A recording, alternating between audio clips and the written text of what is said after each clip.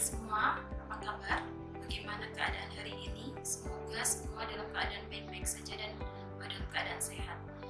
Kita bertemu lagi di mata kuliah analisis risiko kesehatan lingkungan pada pertemuan ketiga, di mana pada pertemuan ketiga ini kita akan membahas terkait dengan sejarah permasalahan kesehatan lingkungan dan juga terkait dengan bahaya atau permasalahan kesehatan lingkungan yang terjadi pada waktu lampau. Pembahasan pertama ini kita harus ketahui terlebih dahulu bahwa di dalam permasalahan kesehatan lingkungan dan bahaya lingkungan ini teman-teman akan dipahamkan terkait dengan sejarah permasalahan kesehatan lingkungan, revolusi industri, dan dampak kerusakan lingkungan. Berikut adalah topik-topiknya yang bisa dilihat di PPT. Pembahasan pertama terkait dengan sejarah permasalahan kesehatan lingkungan dijelaskan bahwa sepanjang sejarah peradaban manusia yang berhasil belajar dari permasalahan kesehatan lingkungan itu berhasil untuk bertahan dan menghasilkan keturunan, sedangkan mereka yang tidak berhasil akhirnya menghilang. Berdasarkan catatan manusia mulai memperhatikan lingkungan pada sekitar tahun 3000 sebelum Masehi. Perkotaan di India mengembangkan berbagai program sanitasi seperti saluran atau drainase bawah tanah dan pemandian umum. Aspek kesehatan terintegrasi dalam kehidupan harian, meliputi hygiene personal, edukasi kesehatan, olahraga, praktek diet, sanitasi makanan dan lingkungan, serta penanganan pada kecelakaan kecil dan injuri. Memasuki pada tahun 1400 sebelum Masehi, peradaban tersebut menerapkan pelayanan kesehatan total melalui promosi dan pendidikan kesehatan. Bersama dengan kemajuan dalam ilmu kedokteran atau kuratif dan operasi. Metode ini berkembang di Yunani dan Romawi kuno. Selanjutnya, mengenai hygiene industri, ilmuwan Hippocrates melaporkan bahwa toksisitas berhubungan dengan limbah di industri pertambangan pada tahun 400 sebelum Masehi. Galen dari Yunani mencatat gangguan kesehatan yang dialami penambang tembaga karena pajanan kabut asam pada tahun 200 sebelum Masehi. Buku mengenai ilmu kesehatan kerja atau occupational health science menyebutkan bahwa tercatat dari Agricola, seorang ilmuwan Agricola, menjelaskan tentang the nature of metal. Sedangkan Ramazzini membahas terkait dengan the disease of workmen, serta publikasi tentang injuri pada penambang emas, kematian di tempat kerja, serta toksisitas merkuri, timbal, dan karbon monoksida oleh Alan Slough. Konsep risiko dan perhitungannya muncul pada abad ke-16 atau ke-17 ketika teori probabilitas diketahui dan dapat digunakan untuk memperkirakan peluang dalam perjudian. Kemampuan ini kemudian mengawali bisnis asuransi yang bergantung pada kemampuan dalam memprediksi dan menghitung resiko. Dan hal inilah yang menjadi cikal bakal dalam perhitungan probability epidemiologi. Pada tahun 1976 sendiri, US EPA menerbitkan salah satu dokumen penting, yaitu Guideline for Carcinogen Risk Assessment, yang menyatakan bahwa penilaian resiko karsinogen harus meliputi: pertama, penentuan apakah suatu bahan memiliki risiko kanker, penentuan tindakan regulasi yang perlu diambil untuk mengurangi risiko tersebut, analisis risiko kesehatan yang terpajan atau independen dari pertimbangan koneksi sosioekonomi dari tindakan regulasi tersebut, serta pemberian pertimbangan mengenai kekuatan barang bukti bahwa suatu agen atau bahan kimia merupakan karsinogen potensial bagi manusia. Penentuan besaran dampak dari pajanan bahan kimia pada kesehatan masyarakat. Slide berikutnya. Pada tahun 1976, US EPA menerbitkan salah satu dokumen penting terkait dengan Guideline for Carcinogenic Risk Assessment. Selanjutnya, masih berkaitan dengan Guideline for Carcinogenic Risk Assessment, menyebut menyebutkan bahwa anggapan estimasi risiko hanya sebagai indikasi kasar dari dampak potensial. Pelibatan kalkulasi yang menggunakan bermacam metode ekstrapolasi risiko didefinisikan jelas atas ketidakpastian pada data dan metode ekstrapolasi yang digunakan. Yang terakhir adalah peringkasan mode pajanan yang telah diketahui dan yang mungkin terkait dengan berbagai penggunaan bahan kimia. Selanjutnya kita akan membahas terkait dengan revolusi industri yang berkaitan erat dengan dampak-dampak atau kerusakan lingkungan yang ditimbulkan. Revolusi industri pertama dimulai pada tahun 1784 yang ditandai dengan mesin uap. Dan juga teman-teman bisa lihat revolusi industri ini ada 4 tahap, yaitu tahap kedua dari tahun 1870, tahap ketiga dari tahun 1969, dan revolusi industri keempat itu dimulai dari tahun 2011. Pada awal ke abad ke-19, ini adalah cikal bakal munculnya revolusi industri di daratan Eropa yang kemudian diekspor ke Amerika Serikat. Amerika Serikat berubah dari negara agraris menjadi negara industri. Keberadaan mesin uap, rel kereta, dan temuan teknologi lain seketika meningkatkan kemampuan manusia untuk mengubah landscape alami dan untuk mengeksploitasinya. Industri kayu menjadi industri yang paling penting di Amerika Serikat pada akhir abad ke-18. Kayu digunakan sebagai bahan baku untuk penghangat, pembangunan rumah, pertokoan, lumbung, juga pembangunan kapal, bahan furnitur, rel kereta api, pabrik, dan bahan kertas.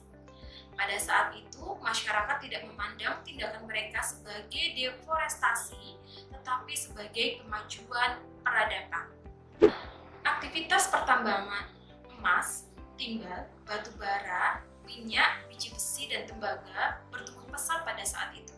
Aktivitas ini memperkaya sebagian orang dan membuka lapangan kerja, tetapi di sisi lain menciptakan polusi dan masalah kesehatan lingkungan yang tersebar. Pertambangan dioperasikan tanpa melihat dampak apa yang akan terjadi pada lingkungan kita. Masalah lain yang terjadi adalah perkotaan dengan sampah dan kotoran yang dibuang begitu saja ke jalan dan selokan, lalu tertumpuknya sampah-sampah tersebut pada musim dingin. Hal ini menandakan sanitasi kota saat itu sangat buruk karena tidak ada sistem pengelolaan limbah yang adekuat atau memadai. Pemerintah dianggap seharusnya bertindak lebih untuk melindungi tanah dan sumber daya alam serta kesehatan masyarakat. Namun pada saat itu, yaitu abad ke-19, keberadaan pemerintah sangat lemah di sebagian besar wilayah di Amerika Serikat. Pada tahun 1933, Presiden ke-32 Amerika Serikat mencetuskan bahwa berbagai proyek konservasi yang akan bermanfaat bagi alam dan masyarakat. Pada saat itu, otot dan tenaga hewan sudah digantikan oleh listrik, mesin, dan reaktor nuklir. Industri sudah mengeksploitasi sumber daya alam dengan kelajuan yang luar biasa dan bahkan tingkat yang berbahaya setelah Perang Dunia II. Buku Silent Spring oleh Rachel Carson yang membahas kerusakan ekosistem akibat penggunaan pestisida menyadarkan dunia bahwa terdapat potensi bahaya akibat bahan kimia sintetik yang dimasukkan pada lingkungan. Pada saat itu, Amerika Serikat mulai mereformasi untuk perbaikan alam dan degradasi lingkungan. Pada tahun 1970, Kongres Amerika Serikat mulai merumuskan peraturan lingkungan untuk mengatasi permasalahan tersebut. Pada tahun yang sama, US Environmental Protection Agency didirikan. Berikutnya, kita akan bahas terkait dengan kecelakaan-kecelakaan yang terjadi yang disebabkan oleh kerusakan lingkungan atau juga kerusakan lingkungan yang disebabkan oleh revolusi industri. Beberapa kasus global yang terkenal, yang pertama adalah Brescia explosion yang terjadi pada 1769, di mana sekitar 1/6 bagian kota Brescia hancur karena ledakan 100 ton bubuk mesium yang disimpan dalam Bastion of San Lazzaro disambar petir. Diperkirakan sebanyak 3.000 orang meninggal dunia secara seketika. Pada tahun 1871 terjadi Great Chicago Fire, kebakaran besar yang diawali dari lumbung milik Patrick O'Leary lalu membakar habis 9 km persegi wilayah perumahan. Kebakaran besar ini diperparah dengan kondisi musim kemarau. Bangunan rumah yang berbahan kayu dan tata kota yang buruk serta ketiadaan rencana kedaruratan menyebabkan 200-250 orang tewas. Oppo Explosion yang terjadi pada tahun 1921, di mana terjadi 2 ledakan besar di pabrik pupuk kimia di Oppo, Jerman. Peristiwa ini terjadi karena ledakan tumpukan 4.500 ton garam amonia sulfonitrat.